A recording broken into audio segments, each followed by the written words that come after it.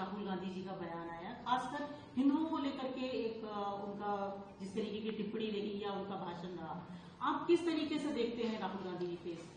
देखिए, हम लोग ये मानते थे कि हो सकता है कि नेता प्रतिपक्ष बनने के बाद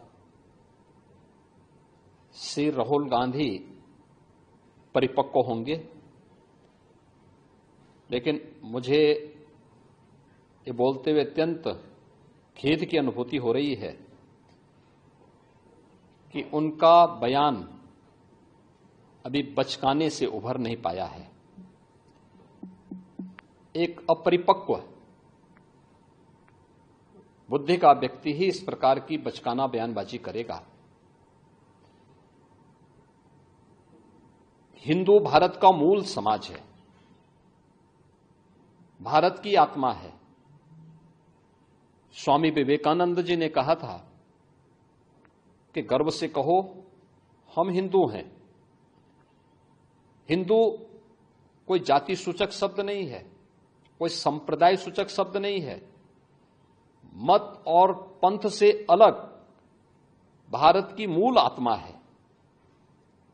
श्री राहुल गांधी के इस बयान ने, जिसमें हिंदुओं को बारे में जो टिप्पणियां की हैं, यह सत्य से परे भारत की मूल आत्मा को लहूलुहान करने जैसा है।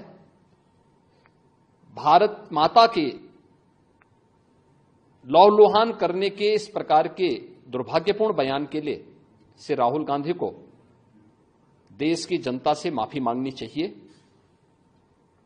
राहुल गांधी के इस बयान से जिन लोगों ने प्रत्यक्ष अप्रत्यक्ष रूप से राहुल गांधी के बारे में कोई भ्रम पाला होगा, उनका यह भ्रम अवश्य टूट गया होगा। मैं श्री राहुल गांधी के इस प्रकार के वक्तव्य की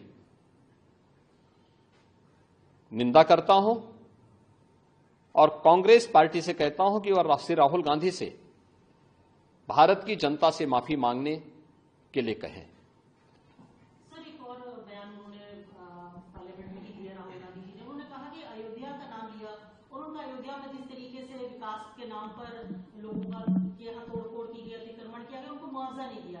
आप किस तरीके से देखते हैं, कितना सत्य से परे है उनका बयान? देखिए, राहुल गांधी के दोनों बयान इस बात के प्रमाण है कि इनको सत्य से कोई वास्ता नहीं है। हमने लोकसभा चुनाव कैंपेन के दौरान भी देखा है, अनर्गल प्रलाप करके इन्होंने जिस प्रकार की गुमराह करने वाले वक्तव्य दिए थे, झूठे वक्तव्य दिए थे। संविधान का गला घोंटने वाले लोग संविधान के बारे में गुमराह करने वाले वक्तव्य देने के लिए विदेशी पैसे के बल पर चुनाव को प्रभावित करने का इन्होंने प्रयास किया। 1 लाख रुपए के फर्जी बॉन्ड भरवा करके भारत की माताओं को, बहनों को इन्होंने गुमराह करने का कार्य किया। और आज जो बयान फिर से राहुल गांधी ने दिए हैं, वे अत्यंत निंदनीय हैं और शर्मनाक भी।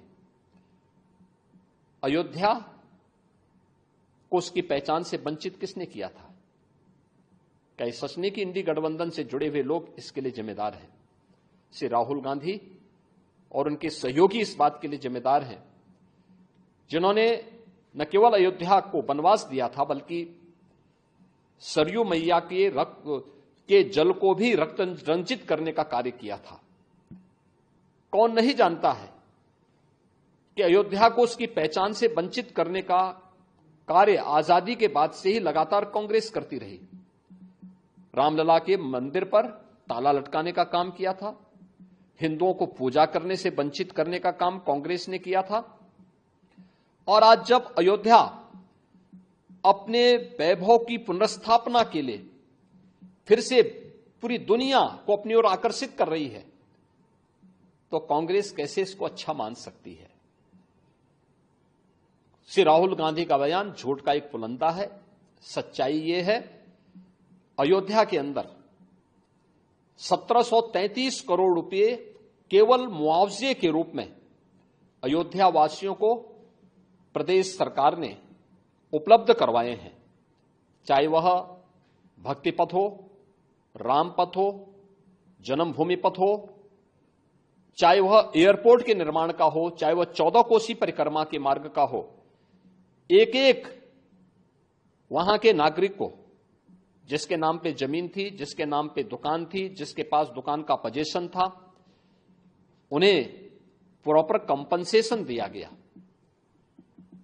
प्रॉपर कंपनसेशन देने के साथ ही जो दुकानें थीं, जो अपने पीछे दुकान बना सकते थे, उनके लिए उस प्रकार की एफआईआर में छूट दी गई। जिन लोगों के पास उस प्रकार की स्पेस नहीं थी, उनके लिए मल्टी लेवल कॉम्प्लेक्स बना करके वहां पर उन्हें शॉपिंग कॉम्प्लेक्स में उन्हें स्थान देने की कार्य को आगे बढ़ाया गया।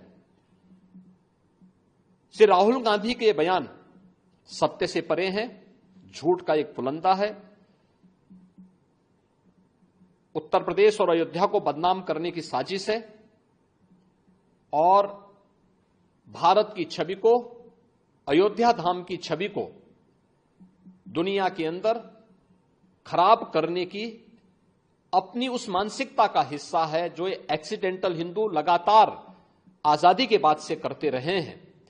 लेकिन इसका जवाब समय आने पर अयोध्या की जनता भी और देश की जनता भी कांग्रेस पार्टी और इंडी गठबंधन को देगी।